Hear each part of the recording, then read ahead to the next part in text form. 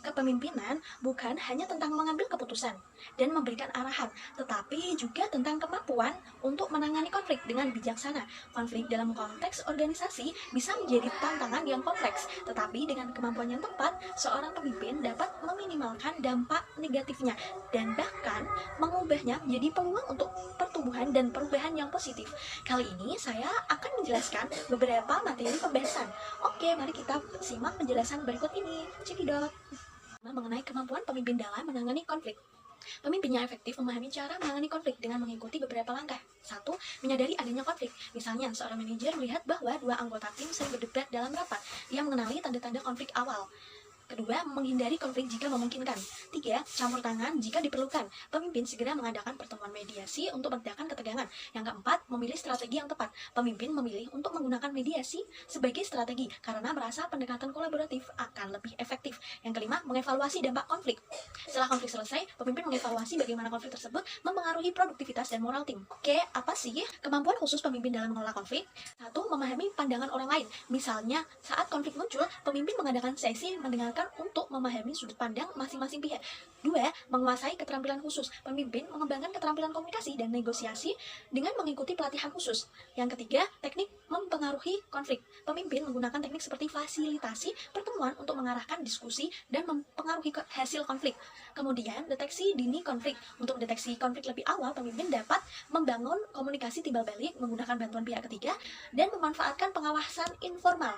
Nah, bagaimana penanganan konflik oleh pemimpin? Setelah mendeteksi konflik, pemimpin harus pertama, bangun sistem dan pelaksanaan komunikasi yang efektif. Lakukan pencegahan sebelum konflik terjadi dengan mengadakan workshop dan pengembangan tim untuk memperkuat hubungan antar anggota tim. Ketiga, terapkan peraturan dan prosedur kerja yang baik, menyusun SOP yang jelas mengenai tugas dan tanggung jawab anggota tim. Strategi mengatasi konflik yang pertama yaitu bujukan. 2. Mufakat. 3. Penengahan atau mediasi. 4. Paksaan dan penekanan. Jika semua upaya gagal, pemimpin mungkin harus menerapkan kebijakan atau keputusan yang mengharuskan salah satu pihak mengalah. Mengenai kepemimpinan transformatif. Kepemimpinan transformatif merupakan proses di mana pemimpin dan bawahan berusaha mencapai tingkat moralitas dan motivasi yang lebih tinggi. Pemimpin transformatif membangun kesadaran dan motivasi tinggi pada bawahan dengan menyerukan cita-cita besar dan moralitas yang tinggi, seperti kejayaan kebersamaan dan kemanusiaan. Hal ini bertujuan untuk mengubah bawahan dari sekedar mengejar kepentingan pribadi menjadi mengejar tujuan organisasi yang lebih tinggi. Adapun karakteristik kepemimpinan transformasional ada 4. Yang pertama, idealized influence, yaitu pemimpin transformatif memiliki karisma yang mampu menginspirasi dan memotivasi bawahan. Yang kedua, inspirational motivation. Pemimpin mampu memberikan inspirasi dan motivasi, menerapkan standar tinggi dan mendorong bawahan untuk mencapainya. Yang ketiga, intellectual stimulation. Pemimpin transformatif mendorong bawahan untuk menyesuaikan masalah dengan cara yang kreatif dan inovatif. Yang keempat, individualized consideration, yaitu pemimpin memahami dan memperhatikan perbedaan individual setiap bawahan, mendengarkan aspirasi dari mereka, dan memfasilitasi pengembangan mereka. Oke, bagaimana sih tips untuk menerapkan kepemimpinan transformatif? Yang pertama, berdayakan bawahan, yaitu mendorong seluruh bawahan untuk memberikan yang terbaik bagi organisasi. Kedua, menjadi teladan, menjadi pemimpin yang diteladani dengan nilai-nilai yang tinggi dan mendengarkan pemikiran bawahan untuk mengembangkan semangat kerja yang sama. Yang ketiga, menciptakan visi yang diyakini bersama, yaitu mengembangkan dan mengkomunikasikan visi yang dapat diterima oleh seluruh anggota organisasi. Bantu orang lain untuk berkontribusi, menolong orang lain agar bisa berkontribusi terhadap organisasi. Oke, kita memasuki materi yang ketiga, tentang kepemimpinan dalam Islam. Kepemimpinan dalam Islam dapat didefinisikan sebagai tanggung jawab dan amanah yang diberikan oleh Allah Subhanahu wa Ta'ala kepada individu untuk memimpin, mengelola, dan memberikan arahan yang baik dalam berbagai aspek kehidupan, baik dalam lingkungan pribadi, keluarga, masyarakat, maupun negara. Konsep kepemimpinan dalam Islam telah diuraikan melalui ajaran dalam Al-Quran dan hadis, serta melalui praktik-praktik yang diperkenalkan oleh Nabi Muhammad SAW. Salah satu konsep yang paling menonjol dalam kepemimpinan Islam adalah penekanan pada aspek moral dan etika. Seorang pemimpin dalam Islam diharapkan menjadi teladan moral bagi pengikutnya, berperilaku dengan integritas, kejujuran, dan keadilan. Selain itu, Islam juga menekankan pentingnya kepemimpinan sebagai pelayanan kepada masyarakat. Konsep kepemimpinan ini terdapat dalam Quran Surat Al-Baqarah ayat 30. yaitu Bismillahirrahmanirrahim. Wa inna qala rabbuka lil malaikati inni ja'ilun fil ardi khalifatan qalu ataj'alu fiha man yufsidu fiha wa yasfiku ad-dima wa nahnu nusabbihu bihamdika wa nuqaddisu lak qala inni a'lamu ma la ta'lamun.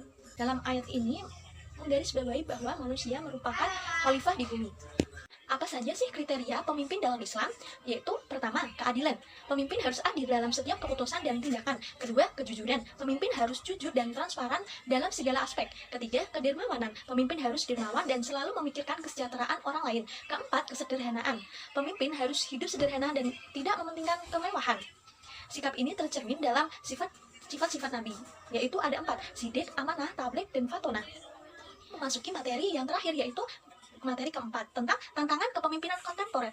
Kepemimpinan kontemporer adalah agen perubahan yang mampu mempengaruhi perilaku orang lain lebih dari dipengaruhi oleh mereka. Pemimpin ini berperan dalam membentuk makna melalui kata-kata, gagasan, dan kehadiran fisik untuk mengendalikan bawahannya.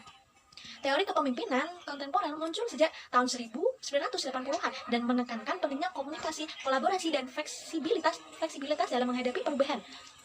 Apa saja sih tantangan yang dihadapi dan cara menyikapinya? Yang pertama yaitu keterbukaan dan adaptabilitas. Pemimpin kontemporer harus terbuka terhadap inovasi dan siap menyesuaikan strategi serta pendekatan mereka dengan cepat mengikuti perkembangan zaman. Kedua, kolaborasi dan kepemimpinan berbasis tim. Pemimpin modern mendorong kolaborasi dan partisipasi tim, bukan sekedar mengarahkan, mereka juga mendengarkan, memfasilitasi, memberdayakan anggota tim. Ketiga, kesadaran terhadap keanekaragaman. Pemimpin kontemporer harus mampu menghargai dan memanfaatkan keberagaman dalam tim dan masyarakat, membangun budaya inklusif yang memperkuat berbagai perspektif dan mempromosikan kesetaraan. Yang keempat yaitu keterlibatan pemimpin, pendekatan pemimpin serta diadopsi oleh pemimpin kontemporer. Fokus pada melayani kebutuhan orang lain dan memfasilitasi pertumbuhan mereka. Kemudian, faktor apa saja sih yang menyebabkan tantangan kepemimpinan kontemporer? Yaitu pertama ada globalisasi dan persaingan global. Yang kedua ada perubahan teknologi yang cepat. Sekian pembahasan mengenai kepemimpinan. Semoga materi yang saya sampaikan dapat bermanfaat untuk teman-teman semua. Thank you for watching. Sampai jumpa di video selanjutnya.